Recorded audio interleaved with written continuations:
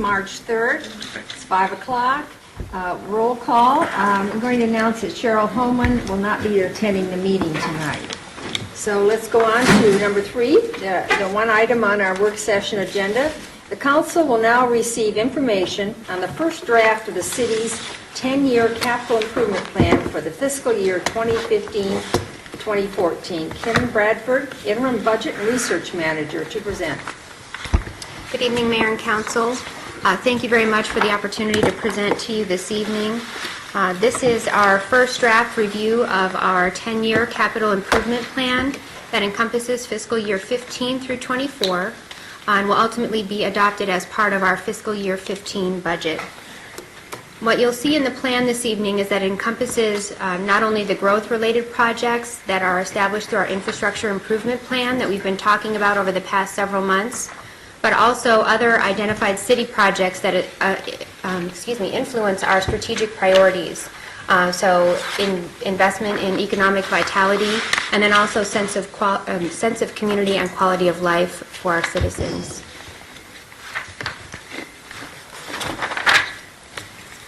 As we get started, just wanted to recap where this presentation fits in our overall budget development process for fiscal year 15. As you can see, highlighted in red is tonight's meeting.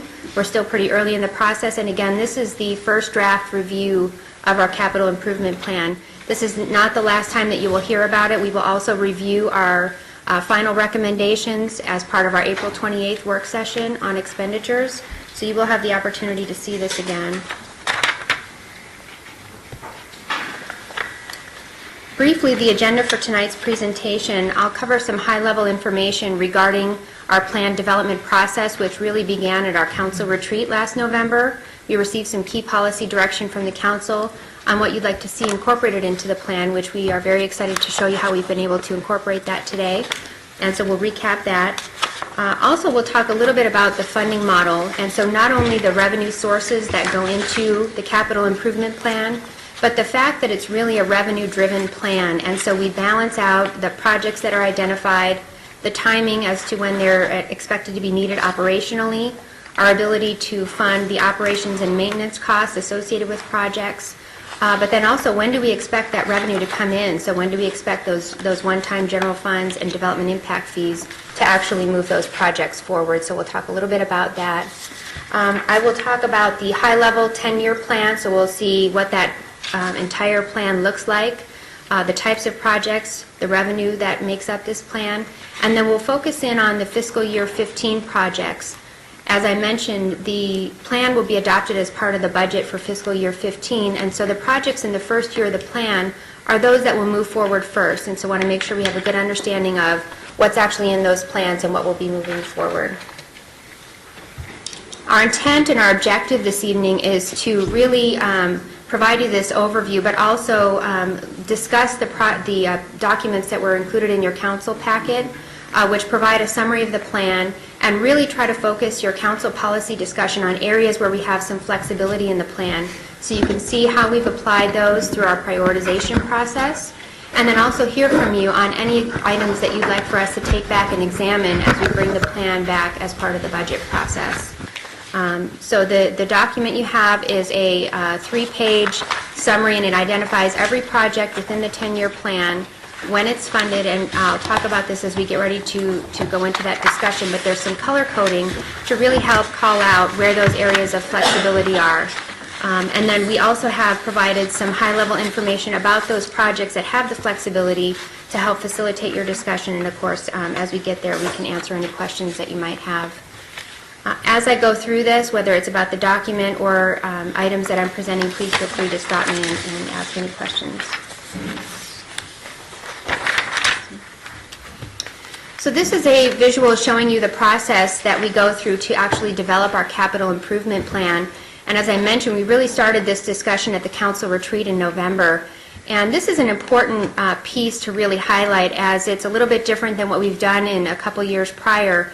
And we spent a significant portion of one of our days at the retreat talking about how we identify projects, both growth and city-related, the prioritization process, how we fund the plan, and then also getting some key policy directions from council, which I'll go into in just a moment. But that really provided a good foundation for our cross-functional team of staff to consider as we were identifying and building this draft plan. So highlighted in yellow, you'll see where we are today, which is our first draft review with the council. And as I mentioned, we have a few more steps before the plan is actually finalized and adopted. So just a moment on the retreat. We did have basically three key areas where we received council policy direction. The first is in regards to specific projects that we'd like to see evaluated as part of the plan development process. And if you'll recall, we actually put those in the context of our 4 strategic priorities. And so just to recap, those items that really came out as consensus to evaluate were items such as public safety facility needs. So as those needs are identified for support of our operations, how can we incorporate those into the plan? We had parks, not only parks that support the growth, which we have seen in our infrastructure improvement plan and a new community park identified, but also investment in our current parks to make sure that they stay up with our standards and the equipment's replaced as needed.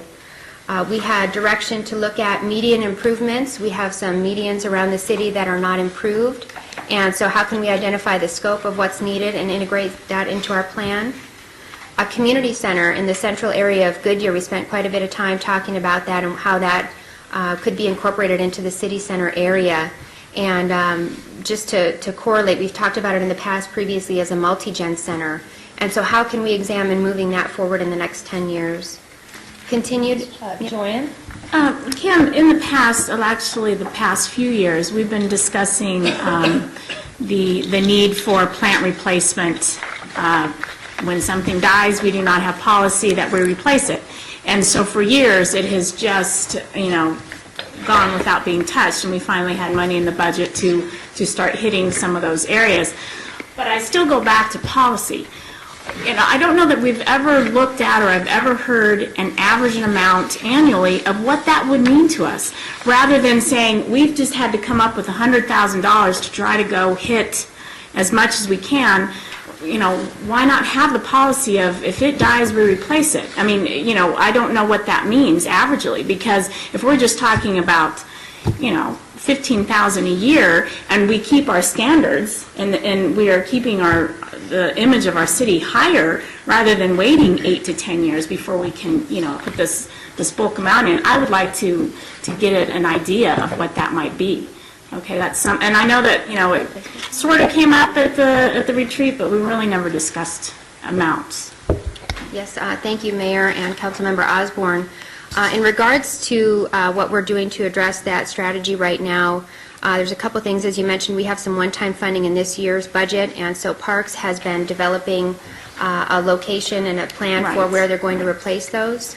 And then also, this is part of our larger conversation on replacement strategies for the city, and that's part of our strategic action plan. So it's not only in terms of the hardware and fleet that we typically talk about, but also things like irrigation and small, under $5,000 level equipment and plant replacement. And so those are considered separately as part of our replacement fund strategy. So as we talk about how we're approaching that in the overall budget, that's where that discussion will come into play. And you may also get into this later, but also in policy or strategy, at the end of the year, when we have these one-time funds, whether they're construction sales tax or they're amounts that we budget for a project and we came under budget, so we have that, amount, and then we kind of lump it together and we call it, one-time funds for the next year.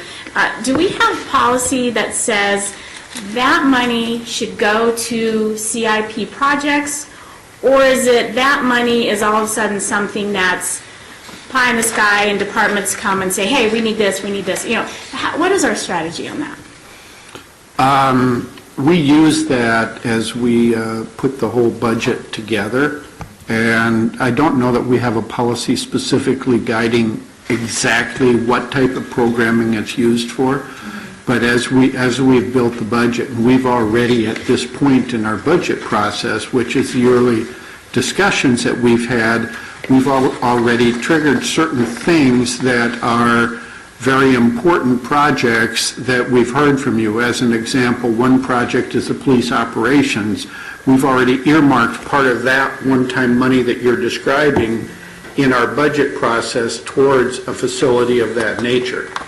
In the same process with what Kim was talking about, that's where we also put a set aside. We kind of put a reserve saying we know that from an ongoing maintenance standpoint that there are things that we need to be addressing that we haven't been addressing adequately, and we have actually in our planning for the 14-15 budget have done a set aside to try to help us get there. Is that to fund all of it? No. Right. It's to really kind of seed and get it started moving in that direction. But if we see that we have a priority item, say in the top 5 priority items, and they're spread out for 5 years to try to accomplish, if we have some of that one-time funds, do we try to bring that top 5 piece closer instead of so further out? I mean, is that looked at in that regard when you discuss this money? Yes. Or does it still stay out there 5 years from now and we don't think about it? I mean, I guess that's kind of my... Well, that's a very good question in the whole process, and that's where this budget process and the CIP process kind of work together a little bit. These are more projects. They don't necessarily include that, but yet you will see that there are a couple of areas where we've got unimproved areas where there are medium improvements. But then what we look at is those things in the policy direction, which this dialogue you have had before, and you've done that, and in fact, that's a very high priority for us to develop the maintenance side of it in the next year. So it's a blend. It isn't Right. necessarily. And I realize that. I just, I don't know what kind of sometimes behind-the-scenes discussions of when you're prioritizing Right. things on staff side. And I guess the last thing that, we've yet to see the outcomes of the Parks Master Plan. And hearing from citizens about the general plan. What are going to be, and the survey, the citizen survey, what are some of those top priorities that they're saying? And so, as we try to put the CIP together for 10 years, that dialogue's got to come, and we need that feedback, so. If I'm understanding this right, this is, because of the way this is set up, it gives us that opportunity. Right.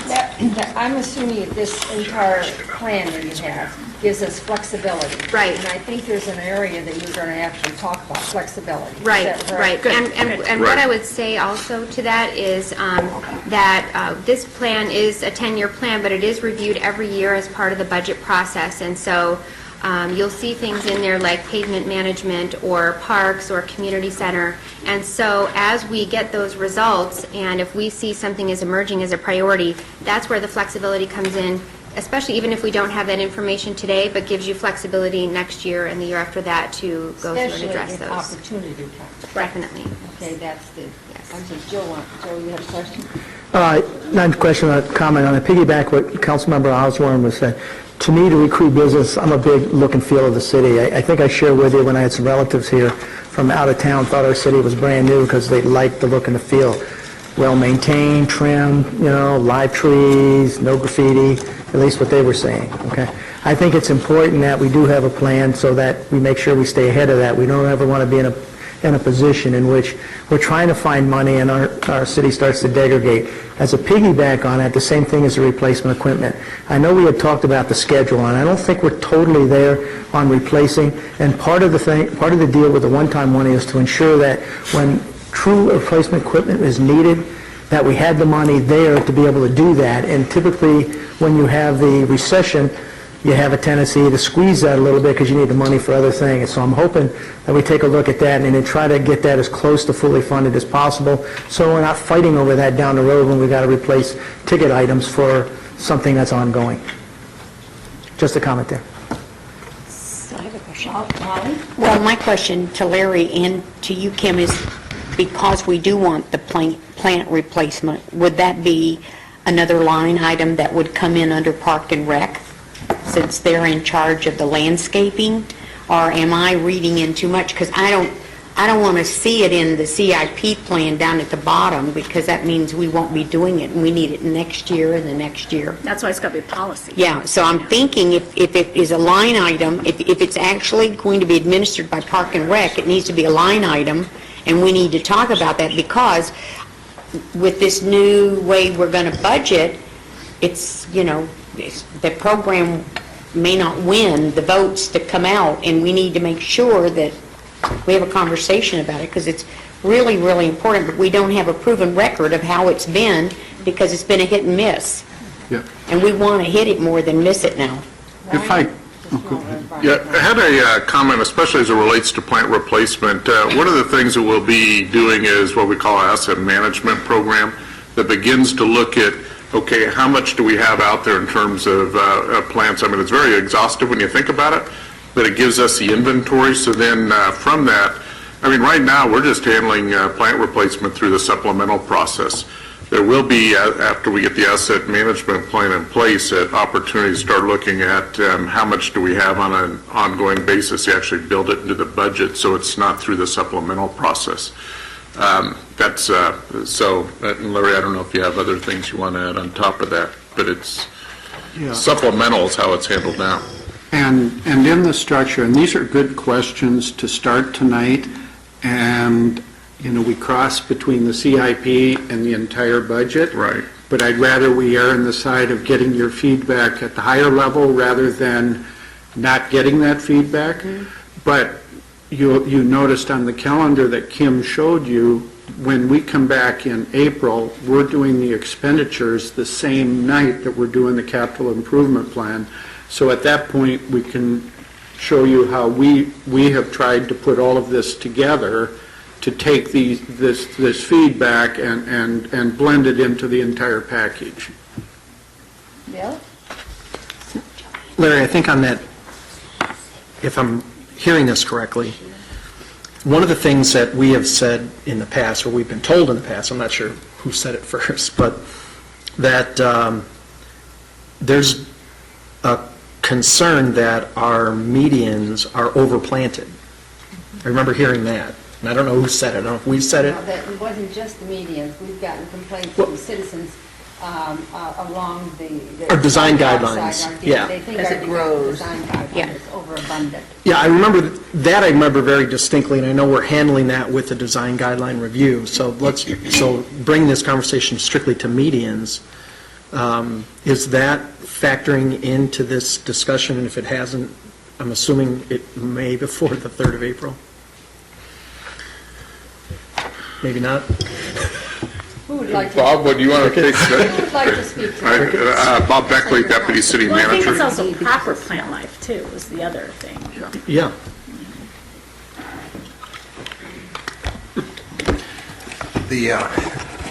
We appreciate the question. Oh, I'm sure you do. I like it. We're getting that now you're the fourth person, so we figured that out. The process that, I just spoke with Nathan, he's gone through and he's determined a total plant count. That doesn't include the granite improvements, so if you're really looking at aesthetics, you're looking at maybe 3 or 4 major items. The islands are not, they would have to be inventoried and developed a strategy for replacement. Whether they're overplanted or underplanted, the inventory is going to document what that need is. Once that need is totally established, then it becomes a function of how soon can we address this and in what order. Develop a priority, work by section to section with monies available. That's the process that really needs to be set up. And it takes a little time to be deliberate, both in the inventory, and then secondly, is where you want to spend your money.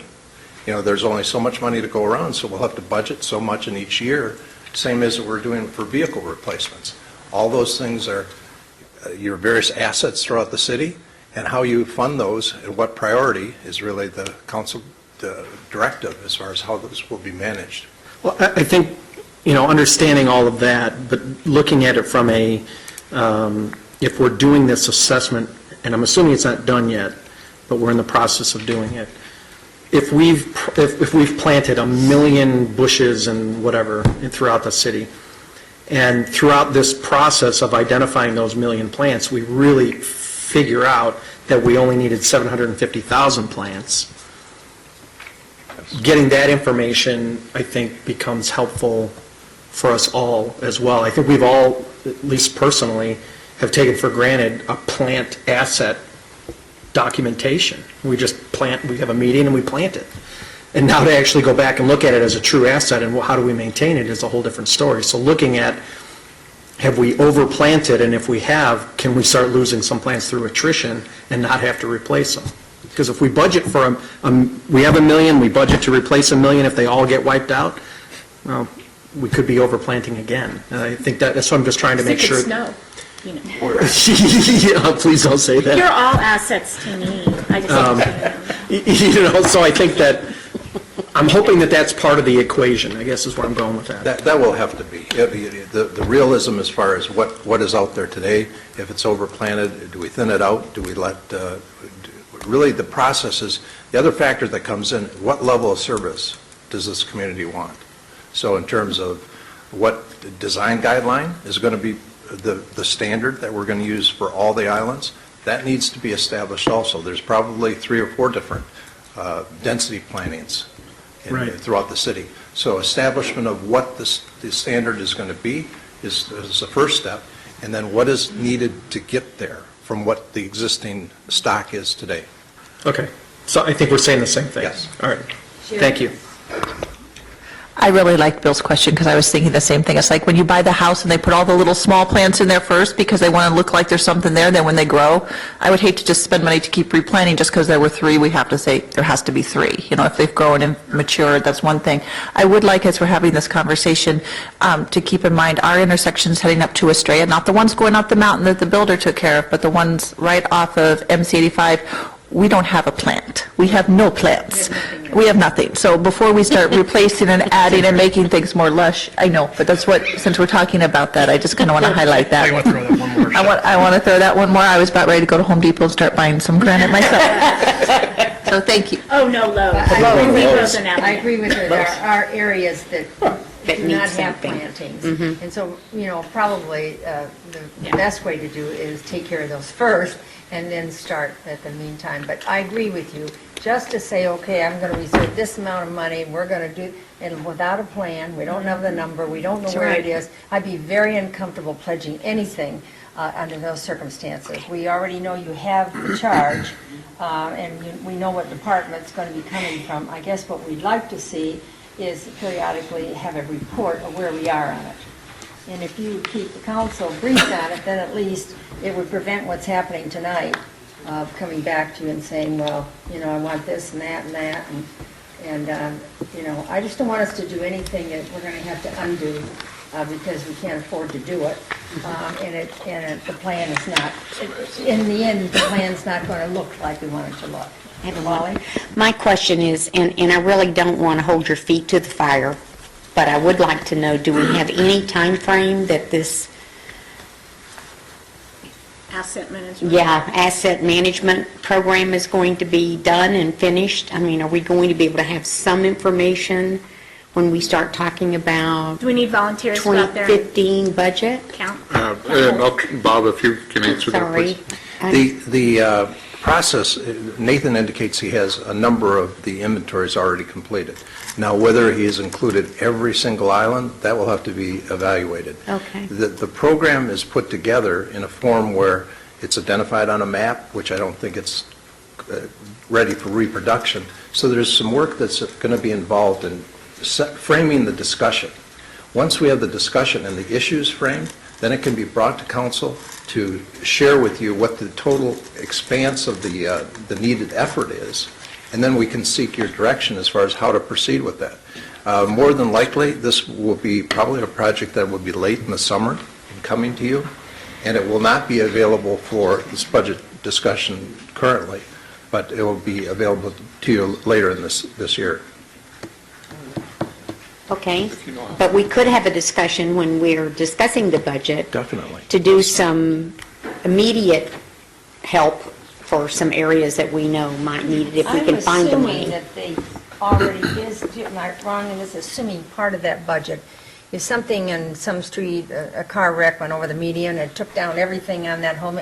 I'm assuming that we would go back, we must have some funds set aside to take care of those type of incidents. For damage that Yeah, occurs. damage and cleaned it Yes, up that is addressed, but I think during the discussion of the budget, we could identify some potential areas, and if there are other areas by council, we could give you some rough estimates about what those costs would Okay, be for thank that you. aspect, to get it on a spot basis, not a comprehensive No. basis, but on a spot basis, sure. And then we could do the comprehensive for the next Later, year. yes, that's Oh, correct. that's Bill? great. I have two questions, and one is on this. The capital improvement program document that we were given shows money is set aside in 2015 for some median work. So some of this is going to start moving forward sooner rather than later, and I'm hearing from Bob that by the time everyone does their analysis, it's going to be late summer, which will be after break for us, and then we'll know where we're headed in the next fiscal year. Is that a correct? Well, what we have, there were actually two projects that were identified for the capital improvement plan. One is funded in fiscal year 15, and that is to improve 4 specific sections of median improvement. So we have right out here in front of the municipal complex, in front of the new library. We have Bullard south of Yuma, around the bend to where they make the turn to the ballpark, so again, another high visibility area. We have on Estrella Parkway from Vineyard down to the Star Tower. That's also a section. And then on Pebble Creek Parkway from Virginia down to the APS substation, which is about 18,000 square feet. Those are the 4 specific areas that were identified as some of those high priority that we've been talking about to get improved immediately. Then there's another project, which you'll see, and it's funded out in the later years, and that's more of the plan, I think, that Bob is referring to, where we have some placeholders built in. And then we also have the replacement strategy that we were talking about as far as what you'll see outside of the capital improvement plan that will also allocate some funding. So when we have those plans identified and the asset management in place, we can talk about specific locations. I'm looking at Nathan. Nathan, did you have something that you wanted to bring forth? I think the questions are being They've been, you don't have anything to add? Since it's your department. And he could be the 5th one. Sorry, Mayor, thank you. Go ahead, Darius, take that question. Two things. One already came out, and I wanted to confirm that the area that Councilmember Loretano inquired about for an unimproved median that was needing improvement is listed in the capital improvement plan going forward. To answer Councilmember Stipp's question regarding densities for medians and right-of-ways, when the plants and shrubs are first installed, they are installed to a higher density level to give you that immediate green effect. When we go back in and replace, we don't match that initial install. It's more to match the density standard, which is a lower level than when it's initially installed. So wanted to answer your question with that. Great, thank you.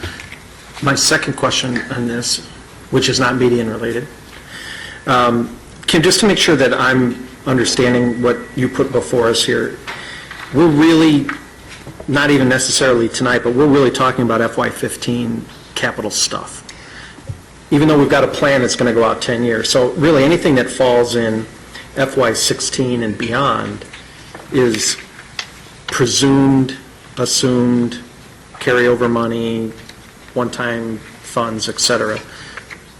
Well, the full 10 years is a funded plan, and so we've built in assumptions on our general fund projections, our development fee revenues. Excuse me. What I would say is that we do want to look at the whole plan, because in that area in green on that very front page, that's the area where you have the discretion, and that's where we want to focus the council policy discussion. So if we have items that are funded or prioritized differently than you would like to see, that's the direction we want to leave with today. Okay. So we can go back and evaluate, is there an opportunity to move things around? Certainly, as I mentioned earlier, this is a revenue-driven model, so we only have so much money to work with within next fiscal year. But as we talk about that specifically and what projects are in there, the general fund projects specifically, and if there are items funded in the latter part of the plan with those general funds that you'd like to see us evaluate to reprioritize, that's the direction we'd like to have, and then we could bring that back to show council what that looks like. Okay, will you tell us when you want to have that discussion? Yes. Perfect. Yes. Can we move on? Yep. From the plans? Okay, go ahead. Great, thank you. So just to finish up on the recap from the council retreat discussion, as I mentioned, we had the projects that were identified as priorities to encompass. We've included that. We also had direction to take half of our PIC set aside and allocate that to our capital improvement plan. And so just as a reminder as to how that works, we are building in capacity in our ongoing budget to ensure we have adequate funding for our Public Improvement Corporation bond payment in 2019.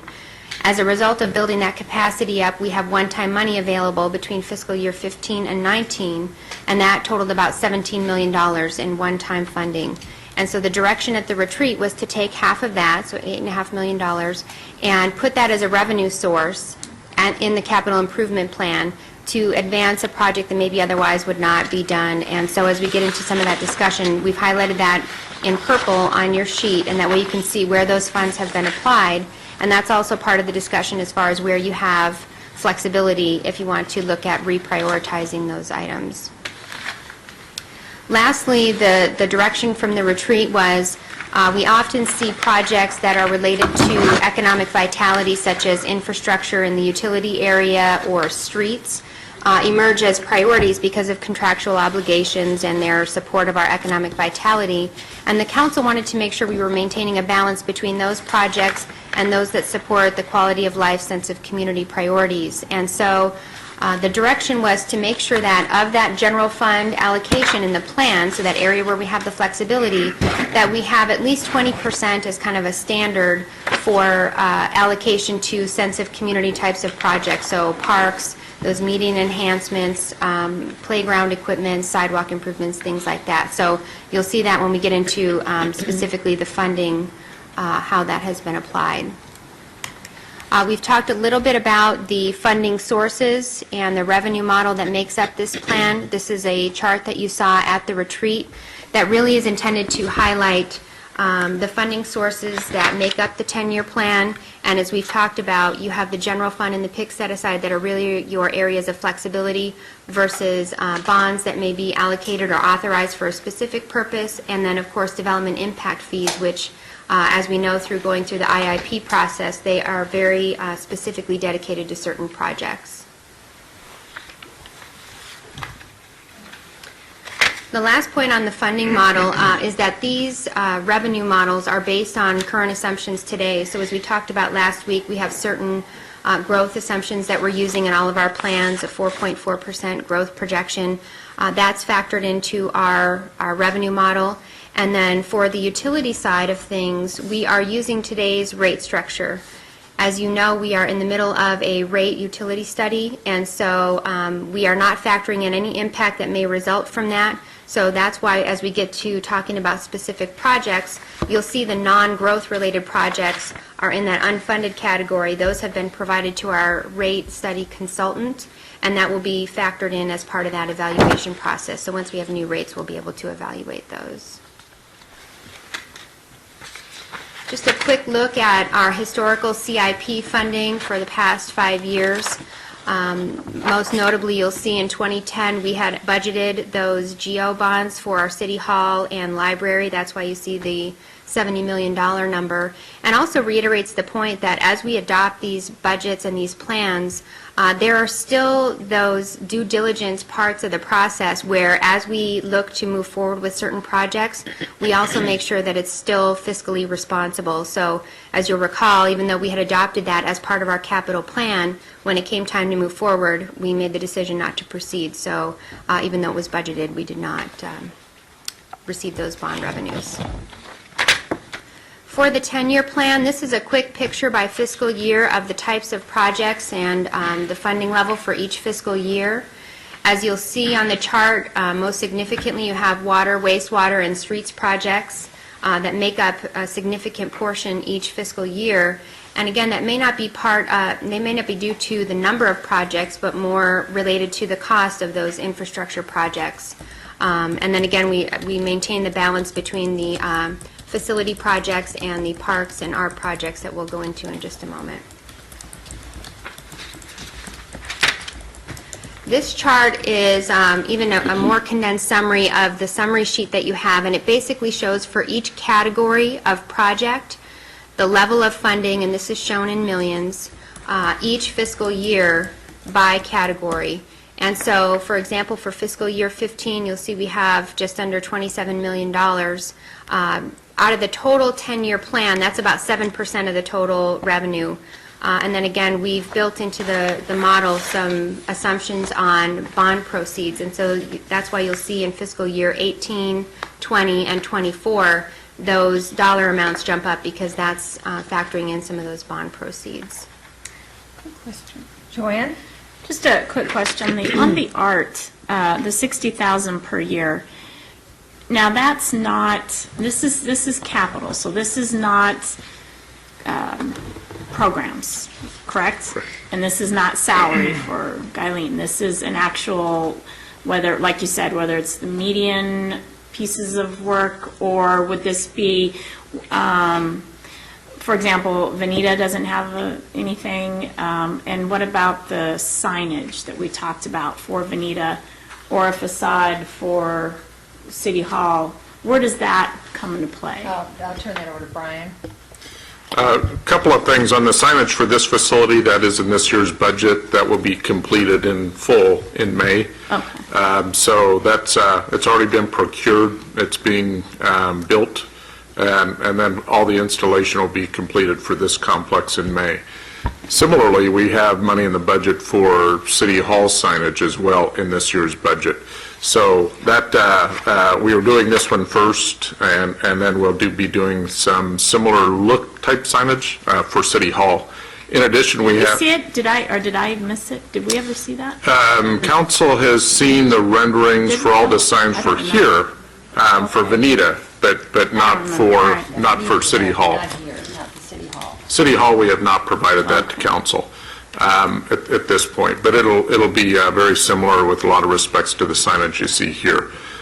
We also have in this year's budget improvements to the front entrance of City Hall that has been, that's still under evaluation. We'll bring back the latest to council. We had to look at, how that actually would be constructed, so there's some construction elements that kind of slowed that up, but... Well, and I So asked that's because I evaluation. wasn't sure if you were calling that art, or if that was a whole nother part, or that's facilities. I wasn't sure where it lies. Technically, we're not calling that art. I didn't However, think so, but- the signs are beautiful to me, and they look like art. And basically, what we looked at is the signs will be brought back to you is to keeping in the same menu that we have our Goodyear signs, within that. So it's all very similar, and if you want to go absolutely something opposite of that, then you have to, at the time, tell us, right? Tell staff, because that was sort of the consensus before the design of our city signs. I think I missed it, because, I just didn't know where it was. All right, Okay. thank you.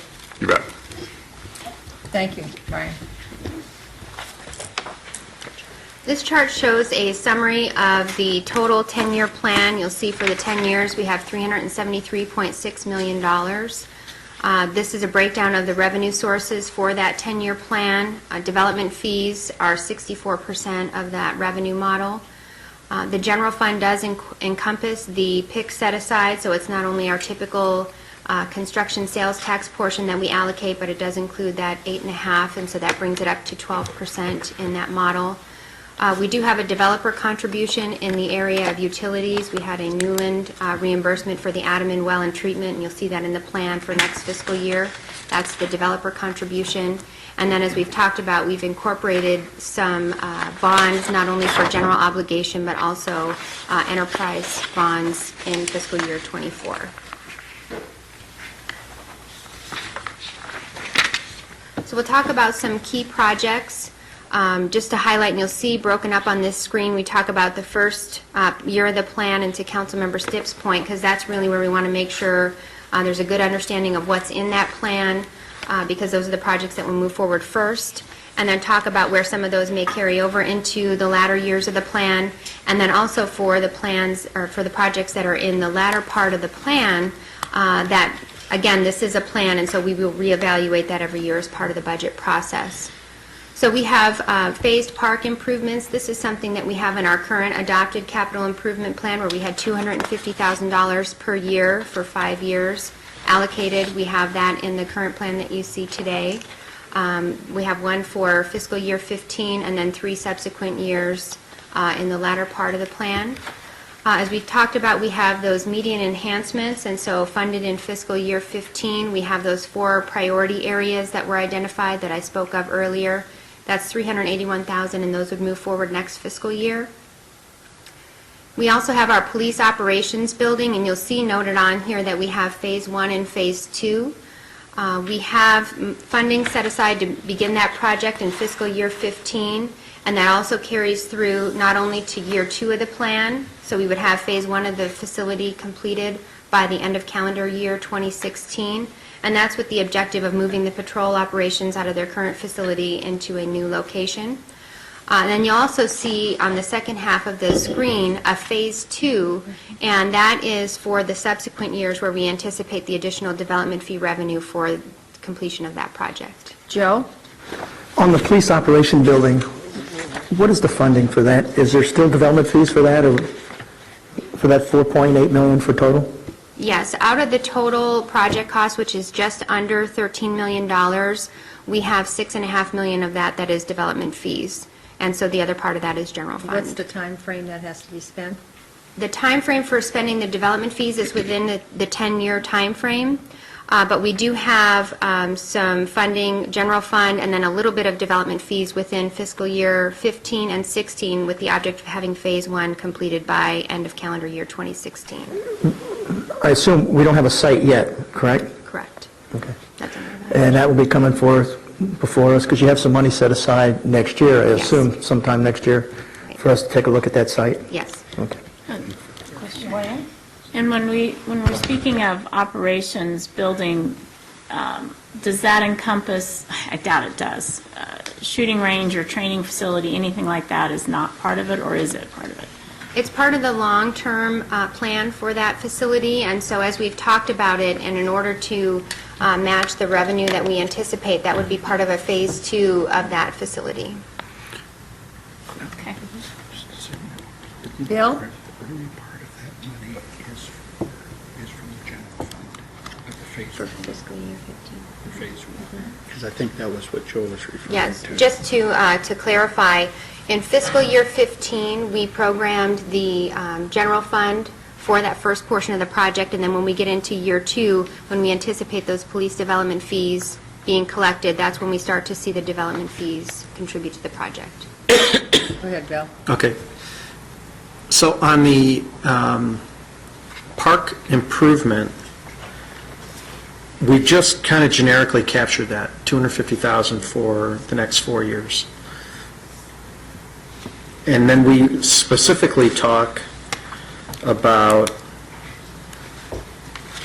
park improvements, and I may have my papers mixed up, but dealing with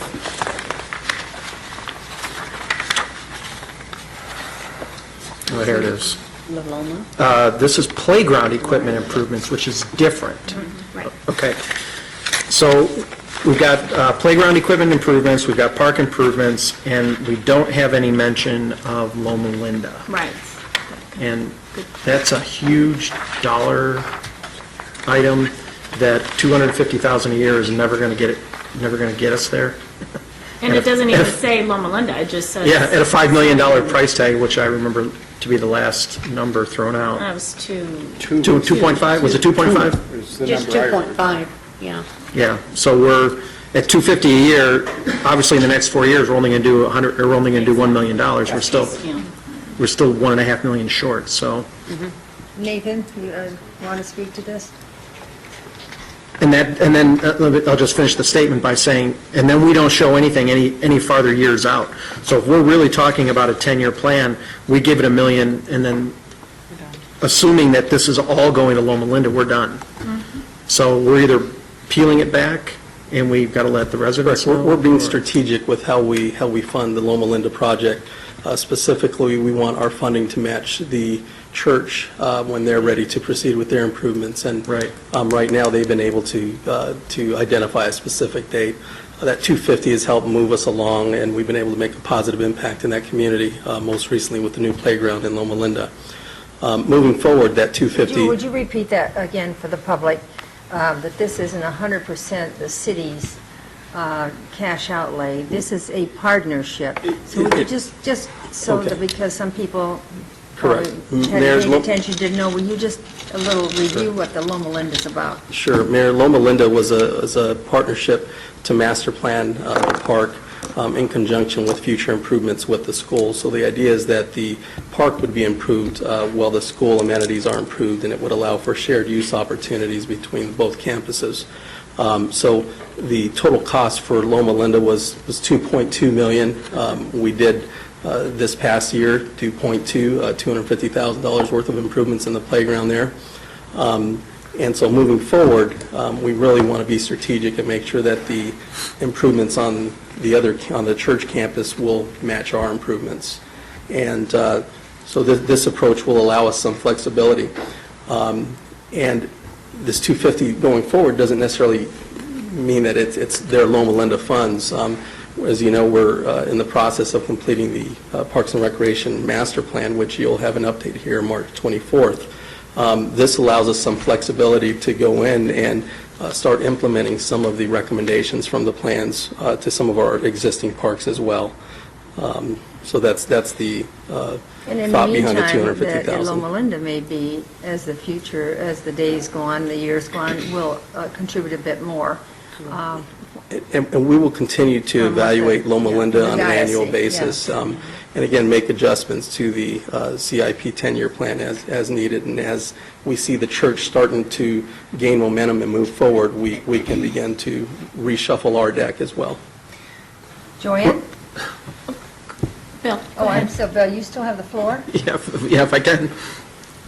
So by saying that the 250 isn't necessarily all for Loma Linda, and we've identified Loma Linda as a park in which we want to see or make improvements to, and particularly, I think we've got long-term maintenance issues with the pool.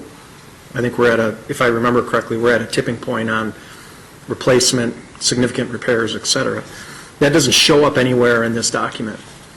And for as much emphasis as we are putting in 10 years, it's absent.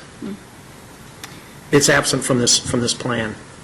So I'm concerned that we haven't specifically identified it, and I absolutely understand the strategy, and I think it's the right way to go.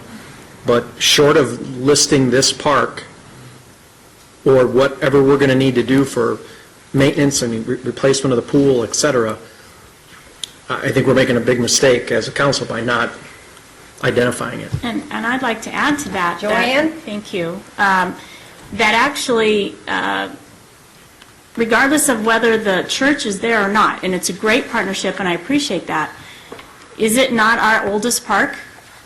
Is it not still our responsibility? Does it not still need those repairs with the church or not? I mean, Correct. it's still ours. The park right now is actually, with the playground, the new playground, it functions very well right now, Oh, as is with the love it. exception of Love the it. pool.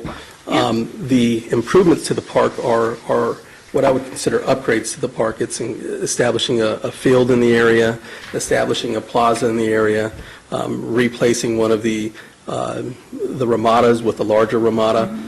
So there are enhancements to that park. In terms of functionality, the park is functioning well right now. Would the improvements be nice? Absolutely. Is the pool not functioning well? The pool is functioning, and actually, the $2 million for the Loma Linda project didn't include the pool. It was everything surrounding the pool. The pool is something else that we're looking at in the longer term. We actually have some supplementals in for this year to address plastering. To Bill's question. Ryan? Yes, Mayor, I just want to drive home that point. There is a supplemental that will be considered on the operations side of the budget, separate from the CIP that we're discussing tonight, specific to some replastering of the pool. So those are always part of the companion budget document as you get into the operations side away from the capital, but we are looking and considering that supplemental right now for repairs of that pool. Could you, as you do that, furnish that kind of information to the council, just that, because that is a recreational facility of some sort, and so just, I don't know how you want to do this without, I mean, it would be helpful. So that, the reason it'd be helpful, so we don't get to a point like this, that now we're talking about this pool, and I got a feeling that people think we're going to do a pool replacement there, which we were not going to do. Okay, so we need to clarify some of these things, because I think the assumption some of the council makes on some of these projects is more than what the actual project was going to do. So I just want to make sure that we are kept up with these kind of projects that they have initiated and wanting to do. Go ahead. And Mayor, I think that's a great point, because we are kind of sliding between enhancements. There's talk about the $2.2 million, what was anticipated then, the partnership we had with the church. So I'm going to actually have us pull it all together for Loma Linda, and to include some of what was in the original plan. Again, that had nothing to do with the pool. It included a splash pad. And is that still in vogue or not? We don't know. But we can kind of pull all that back together and say, what are we looking at funding now? What is it that we're looking at doing for the church? But then, honestly, some of it will change based on available funds. And certainly, we don't want the pool to fall into disrepair, so what budget dollars will be part of the operations budget that will be repairing that. So I think we can do a better job of kind of tying together the Loma Linda piece for you. Yeah, I think that if we do this on some of these projects, it will prevent us spending so much time on one small item during bid. No, it's not small, it's big in many eyes. I don't mean to take that away, but the time taken on going through the budget. We get hung up on some things, and then there's the other things that we don't have enough time in the end to really vet. So if we have that interim information, I think that questions can be asked in the interim. We all come to the table knowing what that means and what is included in that. Bill? I'm trying to figure out how to frame this correctly, but, so let me just play this backward for just a second. We're talking about these improvements. We don't want to identify them in the CIP, but yet I'm looking at a CIP document that talks about playground equipment improvements, number 6, and we list specifically the parks that we're going to renovate the playground and install new play surfaces. Those are simply improvements. Are those parks functioning now? Yes. It's that. So I don't want to wordsmith the whole thing. And I think you got my point about Loma Linda is just absent. The other side of this is there have been at least 2 presentations made to this council, plus the number of presentations have been made to that specific neighborhood about all of the things that are going to be done at that park. And now we sit here tonight saying, well, we may not be doing all of them.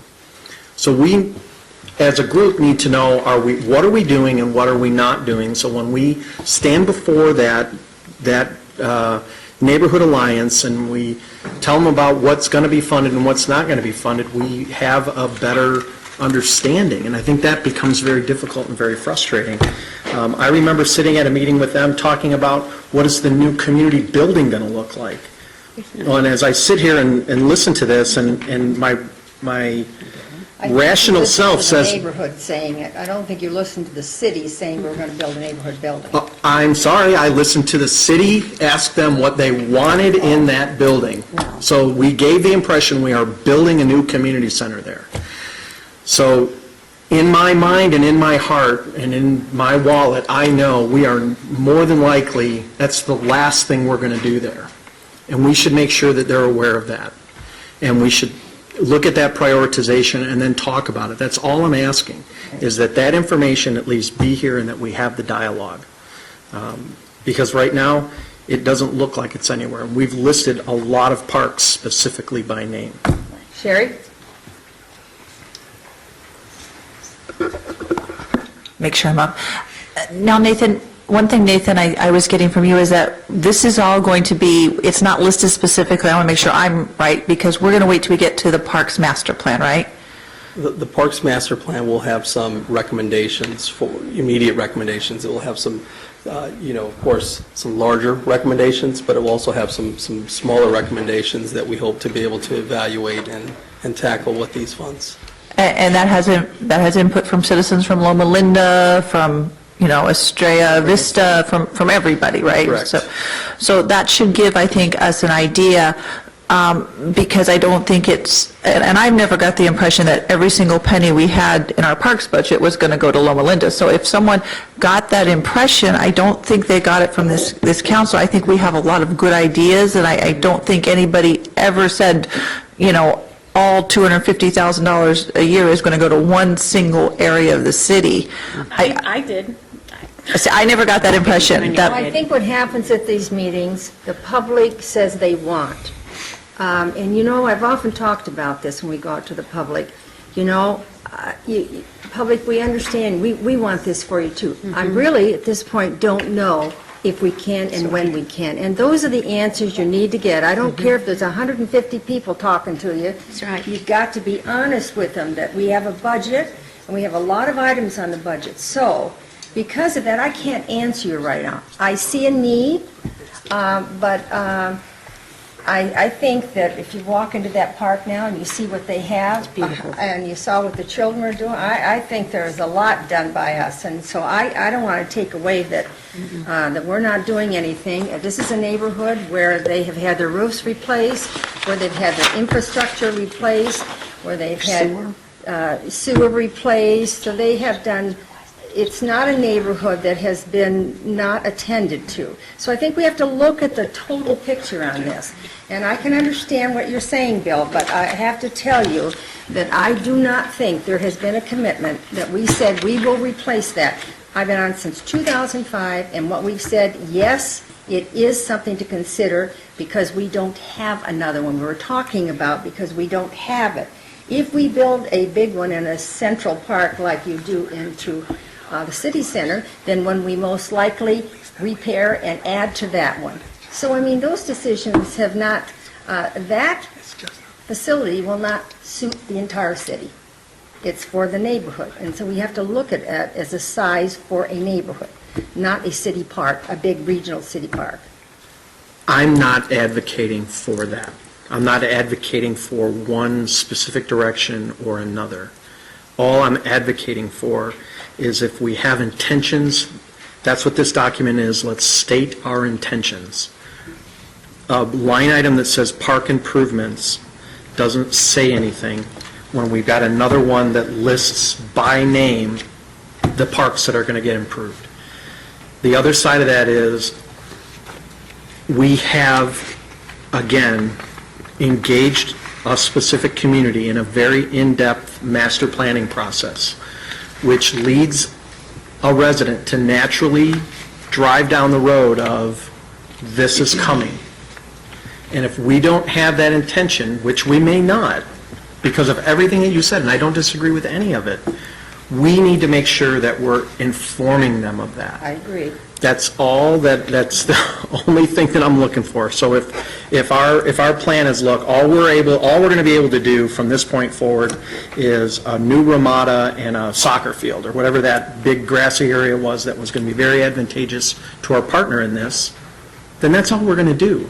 And I'm okay with that, or if it's just the soccer field. That changes yearly with revenue and budgets, and so nothing can, that's what we call, this whole thing's called flexibility. And so when we dialogue with our neighbors and our communities, we need to tell them that the plan is, but anyway, I've said enough. No, and I'm not but again, we've got to make sure that we continue that message. When we talk to them about, what do you want done next? Let's not ask them. But we are, and that's my point, is we're swinging the door open, and we're saying...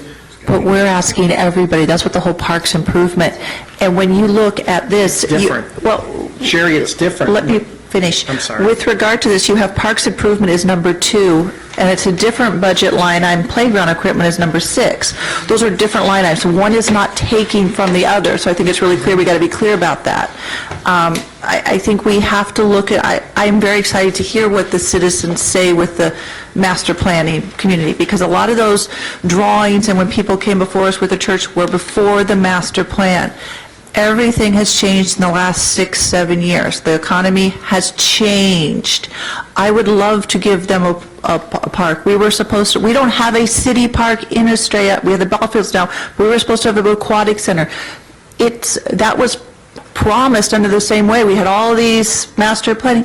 It didn't happen, and no one is holding the city. I think we have to be careful when we go out there and say, we hear you, we know what you want. We can't do everything. No one can do everything. We don't have the revenues. We can't increase the revenues for a park. It's a beautiful park that they've done. I think we have to look to see what our citizens want as a whole. I think Nathan's doing a great job and kind of spread out for some of the new areas through Wildflower, through Estrella Vista, through Canyon, all those areas. I think we have to look at it. And I think we need to be clear. If we need to go to one of their homeowners meetings and have some of the city explain, this is the master plan community. We understand what you would like, but this is our budget. This is how much it's like your home budget. We only got so much. It is what it is. I'm not disagreeing with any of that. Mayor, Yes. I'm not sure that the school and the church has done their $250,000 in improvements to that park either. I know we have. I know what we've done. And I think that's why we're a little hesitant, because, and the community does know this, Bill. They know the church is supposed to do half of it, and we're going to do half of it. And we don't want to hurry up and do all our half now, and then the church doesn't do their half, and then we find out we should have done another project that would work better for that community than what we did. So we just have to be cautious. But I am sure that if the money comes in and we're able to move forward, we will do so. And I think we've been extremely generous with that park. I'm going to cut this conversation I need to now. defend that, though, Mayor. Okay, I'm going to let you defend it, but For 1 minute, I am not saying... I just want you all to hear what you want to go through tonight, and the conversations that we're having now are in the weeds again. And we need to get out of the weeds and get through this process so you know Bill, that what you can come back to, what you can say, okay, and that's what this is for, okay. So, go ahead. What I would say, Mayor, in response to the conversation, what we could do if there is direction and timing correlation with church improvements for Loma Linda, what we could do is actually show these as two projects. During this process, we did have recognition that the full build-out of Loma Linda was the $2.2 million. And as you said, there's a matter of prioritization. We've got the Parks Master Plan coming in. But what we could do in order to capture both pieces is actually show them as two separate projects. We could show the portion next fiscal year, if that's the timing with the church, for that 250 and have the wording for Loma Linda, and then add to the unfunded area the remainder until we know when those are going to be moved forward. So show that the commitment is there, but allow us to respond to the flexibility and timing. And then the other 3 years that you see programmed here, leave those general as parks improvements, and that way as you receive the Parks Master Plan, you can respond to that and those priorities as well. So kind of cover both of those areas in the next iteration of the plan, if that's something that's... Is that clear for the council? Does that give you a better explanation? Okay. All I wanted. Okay.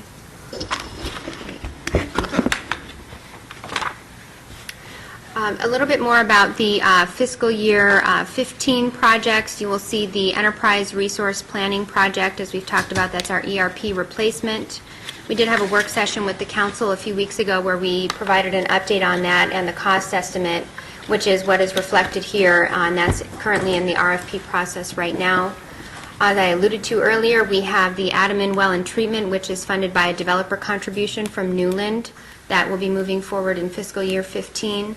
And then also, we have our water reclamation facility expansion. That's something that we actually have programmed $9.2 million to make sure that we actually have the funding to complete construction of that expansion by fiscal year 18. So we have $2 million allocated in fiscal year 15, and then you'll see that on the right-hand side of the screen also as we move forward.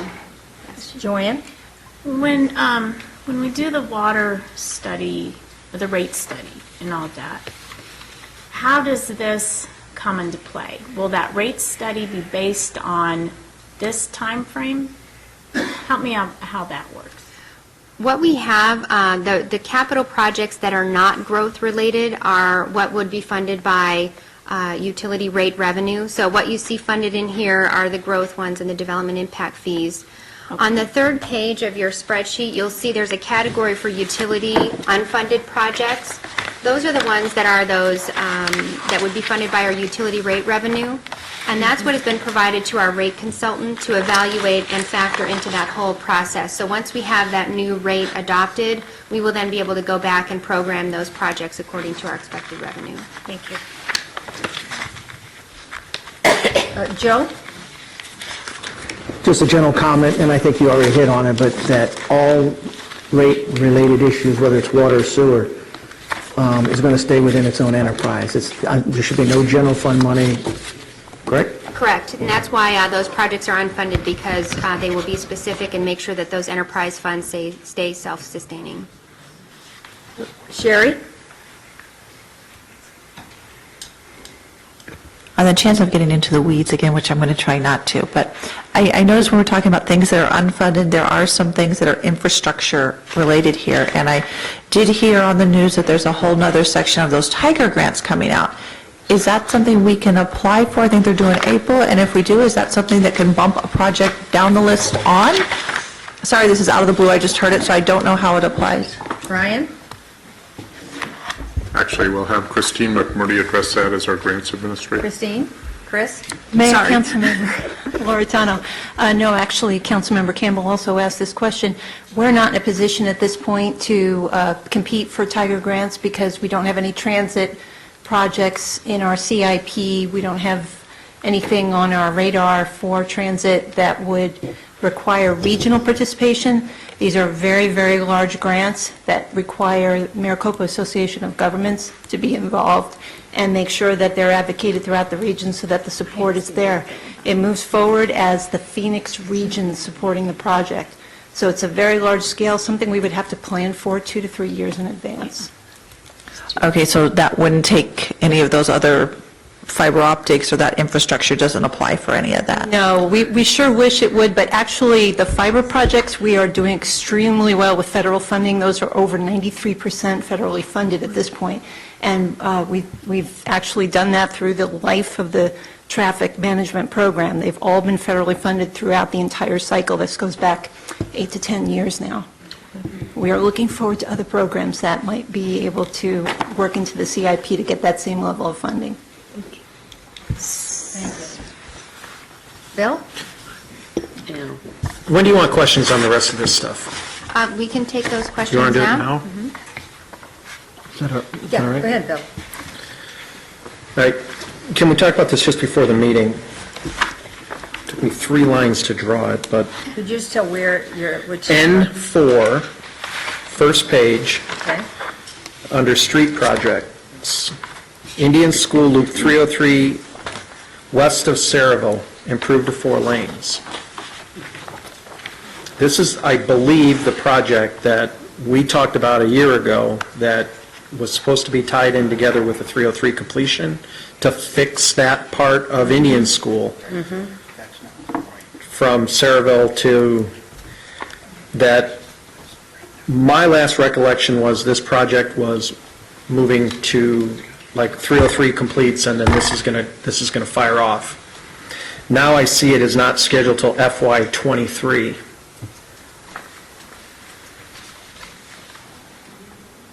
At 1.9. The Indian School from 303 to west of Saraville, there's money in our current year budget of $500,000. That would cover the freeway east. And then the other sections that you see further out would be the widening of that section. Okay, so 303 to Saraville now, east. I'm sorry, Indian School, from the 303 to Saraville now, is a rough two-lane, one in each direction road. Yes. Today, what you're saying is, in this current budget, there's $500,000 to make that two smooth lanes, From 303 to west of Saraville. That's correct. to make them two smooth lanes. Yes. Okay, our discussion well over a year ago, I thought, was to improve that to 4 lanes and do that sooner rather than later. As I read this, it's indicating to 4 lane, widen to 4 lanes. Yeah, I see that. Yeah, and I think that's the intent. I think it would be a 4-lane section after this $500,000 of improvement are completed. Okay, so back to our discussion a year or so ago, was this becomes the entrance to our city off the 303 down Indian School. And for us to push that out to 2023 seems, it's 6 lanes east of Saraville. We're going to wait until 2023 to make it 4 lanes on that side? That doesn't make sense. Bill, are we talking about Pebble Creek Parkway to 303? No, the Saraville to 303, The other way? going the other way. Because I thought we had this conversation. We did. About Pebble Creek Parkway, getting it Into from the 2 same lanes way. to 4 lanes. Yeah, Like, at over least by- from Falcon. To something, Falcon West, Falcon on. Falcon. Yeah, So- and it was You're all talking about one Indian way, School? too. Indian Yes. School is 6 lanes all the way until you get to Pebble Creek Parkway, and then it starts to slowly Right, narrow and that's before what you we're get to talking Saraville. about, but that's not what they're talking We're about. talking about from Saraville, continue west now. Yeah, but I thought we got that portion of Pebble Creek Parkway, Indian School to 303 in a CIP somewhere, someday, because we had this big conversation about it. So is that the 500,000? This is what I'm talking about. Yes.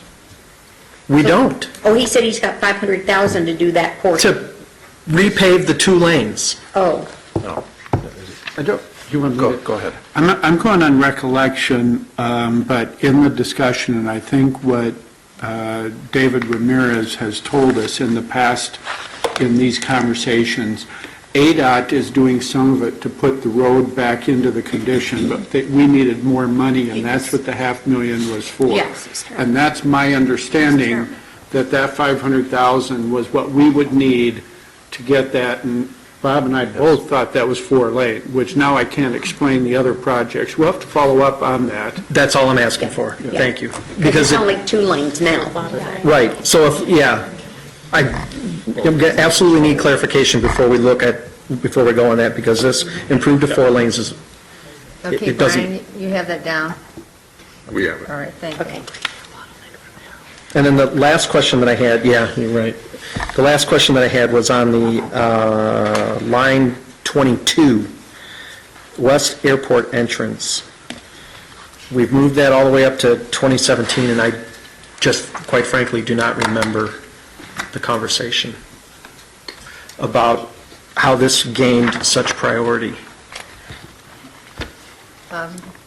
Mayor and Councilmember Stipp, the West Airport entrance is currently in our CIP adopted for fiscal year 17, and so one of the elements for future years is we carried those assumptions forward. So I will look and get the description on that, but it is in our current plan for fiscal year 17. And I guess I just flat don't remember, so I'm asking the rest of the council, what do you recall? And Well, I do because I know this has the flexibility of being able to move this up for airport development. And people that have come in to look at that area down Bullard wanting to have a gate on a separate side, so that's and the that's where the Bullard Road. conversation's coming from. Yeah, and so that's sort of in a holding pattern, is that correct?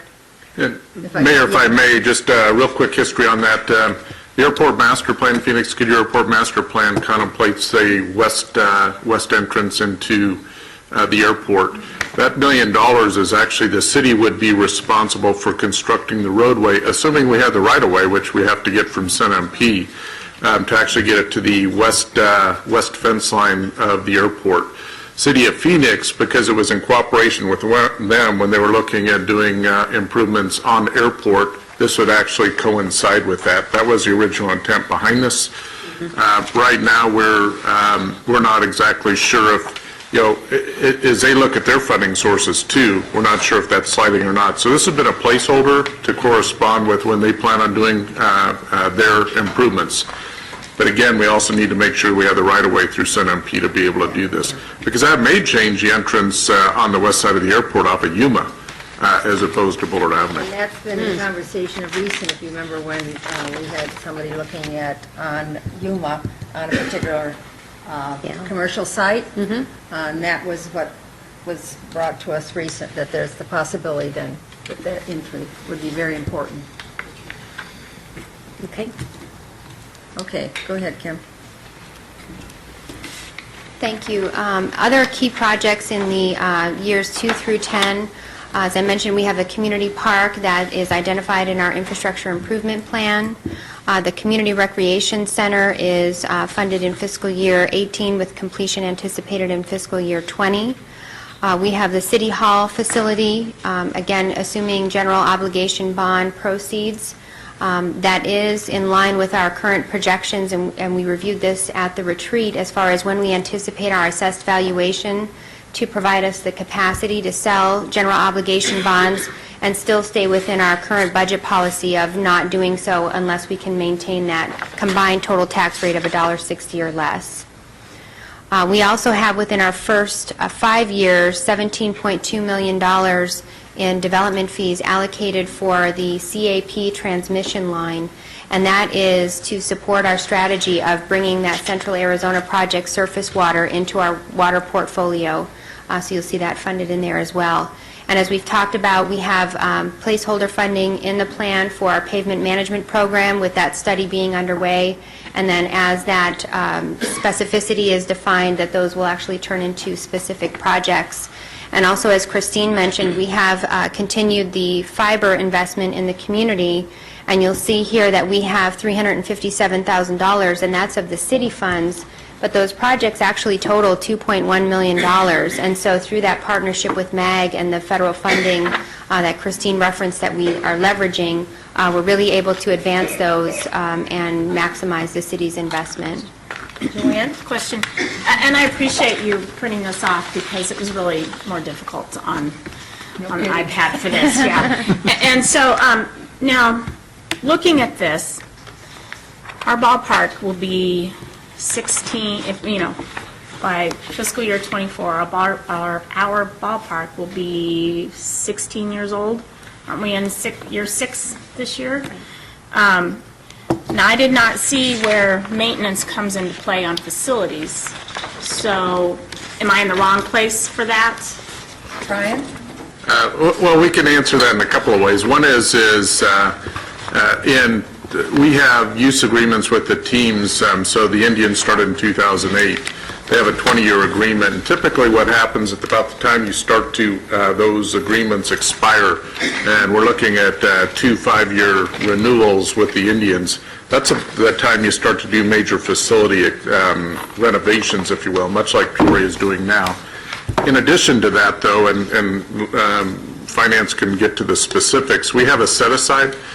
So we have a 10-year replacement program that we worked on with the teams at the very beginning of this, where there's $250,000 a year that goes for replacement, and that has been allocated. It doesn't include things like our rolling stock, like our mowers and things like that, those types of replacements, but certainly some of the facility replacements, wind screens, things like that, that's all part of that plan. I'm just making sure we're planning for it. That's okay. I appreciate it. Yes. Thank you. As far as the revenue and the funding sources for the projects in fiscal year 15, you'll see here again, kind of in line with what we saw for our entire plan, that we have water projects that are $11 million, wastewater at 4.6, our facility and technology at 8.4 million, and again, that's our ERP and the police operations facility, and then also our streets projects. Joe?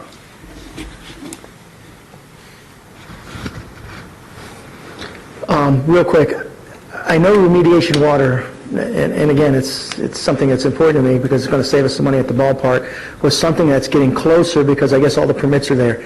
Is that in this upcoming budget, the money, or is it in the current budget? Do we have money to start laying that pipe to get the water? Because to my understanding, we're looking at, what, $300,000 and maybe as high as $400,000 in savings as a result of that water? Right. Thank you, Mayor and or Vice Mayor Pizzillo. That is in our current year CIP, Okay. and so that project is funded Perfect. about Thank you. $600,000.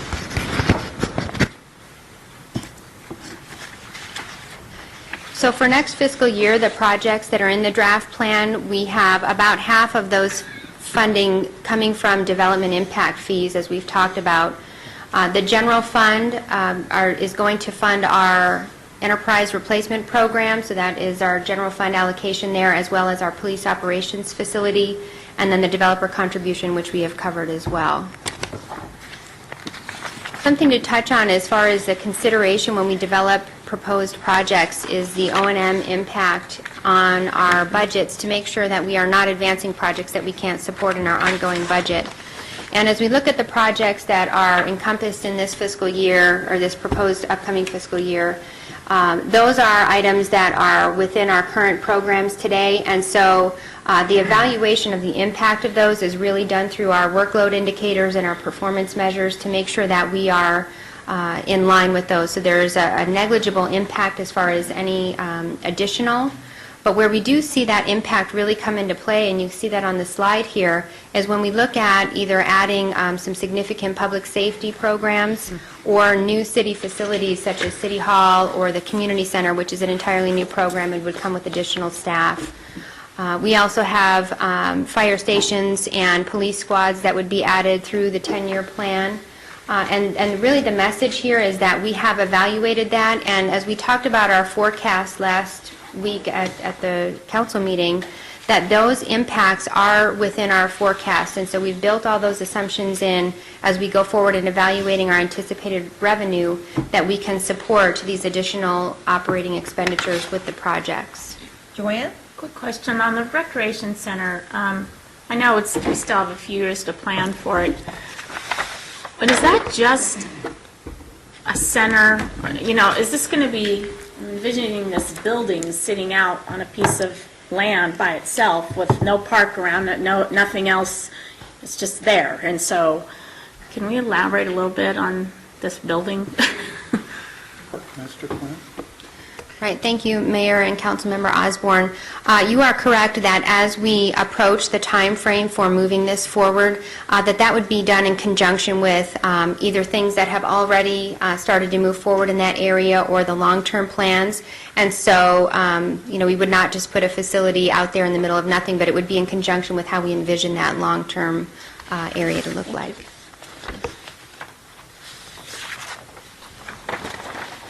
So we've really delved into this already as we've gone through and really appreciate this dialogue. This is really what we wanted to have happen at this stage. As we've talked about, one of the objectives was to speak with council early and often about this capital improvement plan and how it's coming together. And that way, when we come back in April, it's really reflecting the priorities and supporting our strategic priorities. And so we have the summary sheet, and you have information about those general fund or those flexible projects. And again, I'll just point out that on your three-page sheet, if there's any other discussion regarding those projects, especially those in green or purple, which is really where we have that discretion. And I'll just kind of go through and list what I've heard so far, make sure that we've captured the consensus of the discussion that has taken place so far, and certainly welcome any additional questions or discussion that you'd have. But we heard some things that are really follow-ups as far as the scope of the Indian School project, both what is in the current adopted plan and what is in relation to the IIP, to give you a big picture of what is happening and when in that area. We also heard you would like a summary on the Loma Linda project itself, what has been done, what the original scope was with that $2.2 million, our partnership with the church, And then as far as the plan goes, what we will do is we will separate out and list Loma Linda separate from our general parks improvements. And in consultation with Nathan and the timing of when we want that 250 to show in the plan, according to when the church anticipates moving that forward, we will reflect that in the next update. And then we will show the remainder as unfunded out years, so we continue to evaluate that as the plan is reviewed each year. We also heard that you wanted an update on the status of the City Hall enhancements, so that project is funded this fiscal year, and so we will give you an update on timing and what that looks like. And then we also heard discussion about the plant replacement, and that we will be working and bringing back to you as that asset management plan is developed, that we will bring some level of specificity back to that, but that as part of the comprehensive budget process, we have not only immediate enhancements for some priority areas and long-term, but also consideration in the one-time funding that you'll see in April for that overall replacement project. I think that's everything. Yeah, that was first. So that's what I have as far as follow-ups and All right, directions so any final far. questions before we adjourn the meeting? I have a question for you. Do I have to, we're going up and do I need to begin the regular meeting and then take a break? No, you can take a break between the meetings. Oh, you can, it doesn't have to, okay, all right. You have excellent presentation. Oh, yes, Yes, thank you. Very good thing. very, very good, Kim, I'm sorry, we're all left in thought Wonderful. here, for what we all said, so I think we really appreciate the appreciate feedback. this. So, how about a 10-minute break before we start the next meeting? Okay, all right, meeting adjourned.